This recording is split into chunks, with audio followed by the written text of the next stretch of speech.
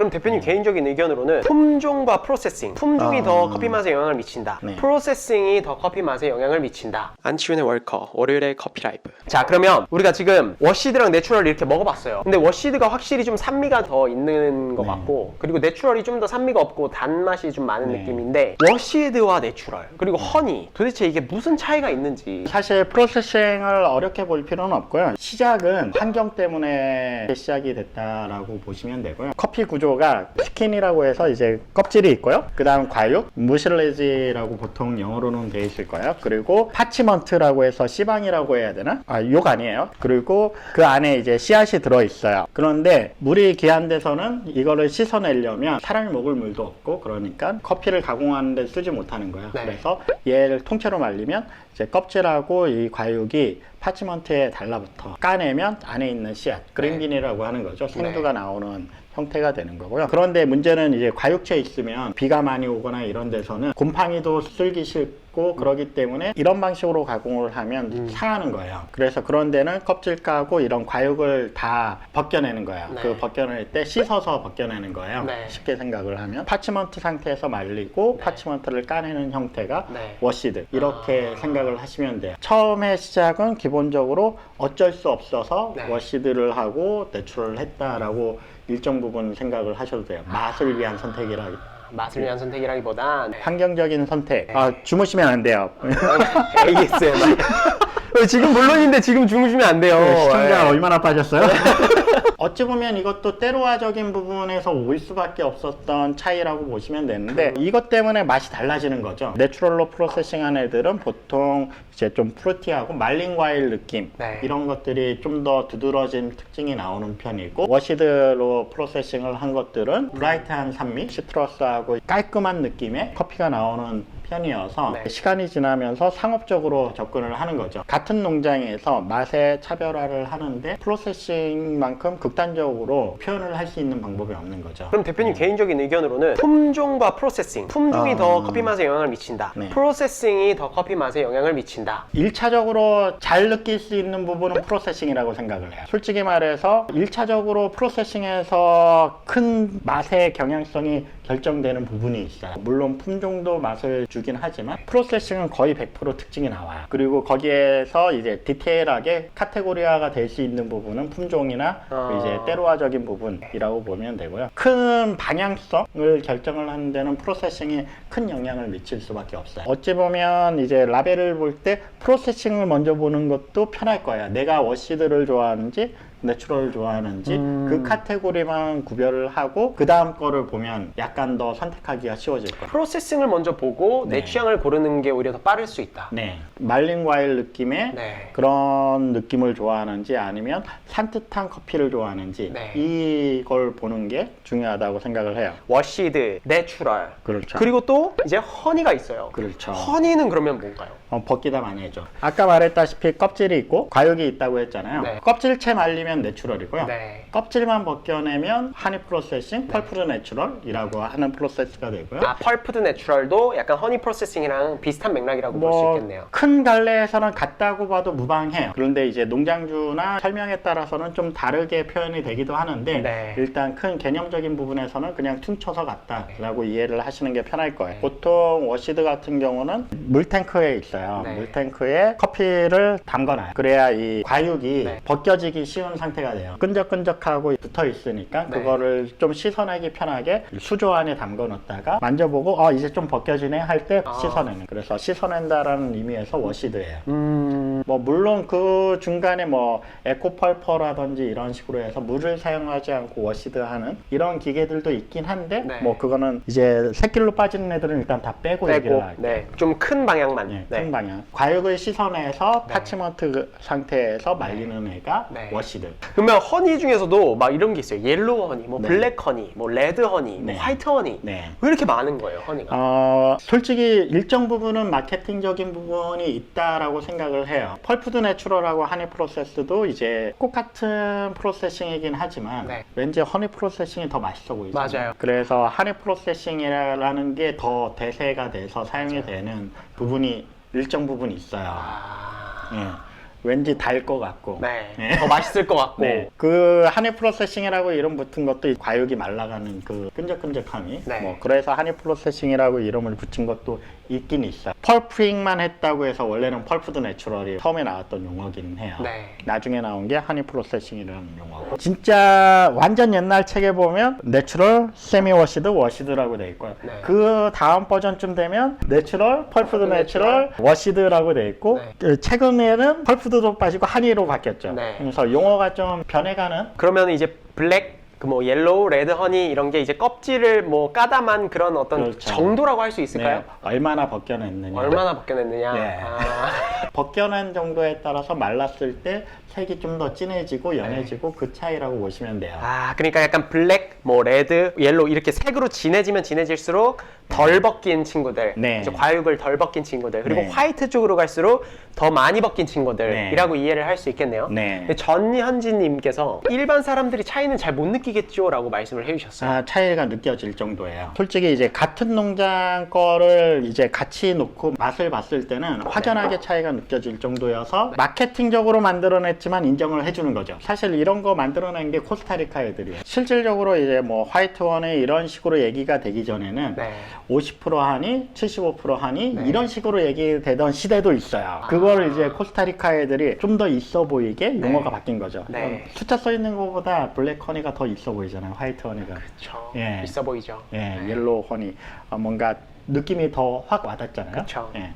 뭐 70% 허니, 네. 50% 허니 네. 이거보다 근데 다른 농장들 같은 경우는 네. 하니 프로세스야. 그런데 이게 어느 정도 벗겨낸 건지 알 수 없잖아요. 네, 그쵸. 그 정도만 가지고는 네. 어찌 보면 소비자 친화적이다. 어찌 보면 뭐 마케팅을 잘한다. 아... 라고 볼 수 있는 게 코스타리카 국가의 특징이긴 하죠. 그렇죠. 그러면 무산소 요즘에 이제 되게 핫하잖아요, 무산소가. 네. 그거는 어떻게 만들어지는 건가요?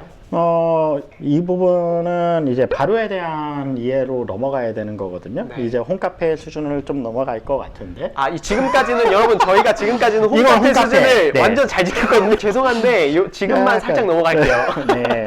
쉽게 네. 생각을 하면 네. 이제 발효를 할 때 효모 있잖아요. 이스트라고도 얘기를 하는 네. 이게 이제 산소가 있을 때 잘 활동을 하는 효모가 있고 산소가 없을 때 더 많이 활동을 하는 효모가 있는 건데 그래서 어떤 환경을 만들어 줄 것이냐 네. 그래서 산소가 없는 상태에서 발효가 진행이 되느냐 네. 산소가 있는 상태에서 발효가 진행이 되느냐에 따라서 네. 결과물이 다르게 나오는 부분이 있어요. 사실 이게 새로운 건 아니에요. 와인 쪽에서 원래 사용을 하던 방법이에요. 더 재밌는 거는 와인 산업에서 사용하게 된 이유가 대량 생산을 좀 더 안정적이게 하기 위해서 만들어진 프로세싱이에요. 무산소 발효를 통해서 이제 저가 와인이 품질이 올라가고 안정적으로 생산이 될 수 있는 네. 그런 환경이 구축이 된 게 와인 산업에서의 무산소 발효, 네. 특히 카보닉 메서레이션 같은 경우가 와인 산업에 사용을 하고 있는 네. 그런 프로세싱이에요. 그게 이제 커피 쪽으로 넘어온 거죠. 네.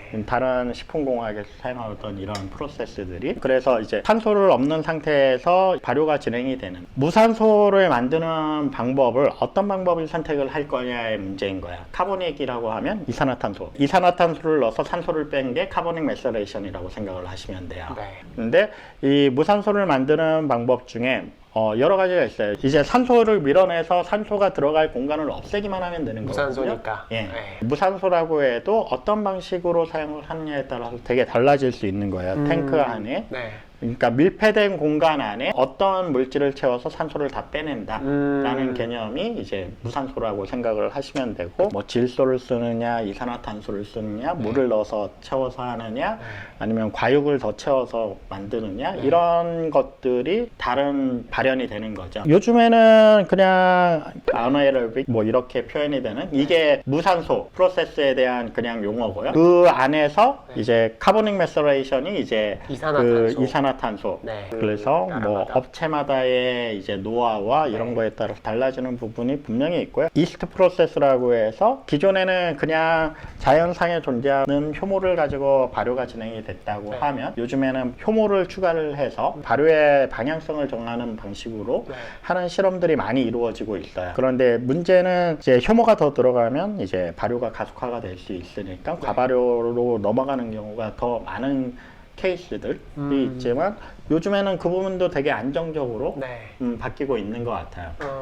그리고 아까 말했다시피 커피 쪽에서는 이 프로세스가 도입이 된 지가 얼마 되지 않았기 때문에 네. 안정적이지 않았어요. 그런데 요즘에 꽤 많이 안정성이 좋아진 느낌이 들어서 사실 작년까지는 마음에 안 들어서 안 팔다가요. 네. 예, 올해부터는 지금 판매를 하고 있어요. 작년 말부터. 이 정도면 그래 내 취향은 아니지만 그래도 충분히 손님한테 제공할 수 있는 품질이 나온다라고 생각이 들어서 근데 개인적으로 좋아하진 않아요. 무산소 발효를요? 네, 아직까지는 개인적으로 아주 너무 매력적이다, 맛있다라는 느낌보다 재미있는데 뭐 이제는 좀 많이 안정화가 돼서 품질이 괜찮아졌다라는 생각이 들고요. 네. 예전에는 솔직히 재밌는데 품질이 별로다라는 느낌이 되게 많이 들었었거든요. 안정적이지 못한 과발효 느낌이라든지 뭐 클린컵이라든지 이런 것들이 프로세싱이 많이 좋아진 것 같아요. 대표님 아까 말씀하셨던 것 중에 와인 업계가 이제 그런 이제 카보닉 매서레이션을 사용을 해왔다고 말씀을 하셨잖아요. 근데 그러면서 와인의 품질이 네. 이제 상향 평준화가 됐다고 말씀을 네. 하셨어요. 어떻게 보면은 이 가공 방식에 대한 영향이 굉장히 커서 네. 콩의 어떤 품종 자체의 특징을 가공 방식으로 약간 지워버릴 수 있다는 그런 느낌도 좀 받았거든요. 그럴 수도 있는데 아까도 말했다시피 1차적으로 큰 캐릭터를 결정을 하는 게 프로세싱이긴 해요. 내추럴하고 워시드도 일단 커피를 마셨을 때 내추럴인지 워시드인지는 파악할 수 있을 확률이 되게 높잖아요. 네. 먹으면 이거 내추럴이네, 이거 워시드네. 그렇지만 이거 품종 뭐야? 라고 하면 알 수 있어요.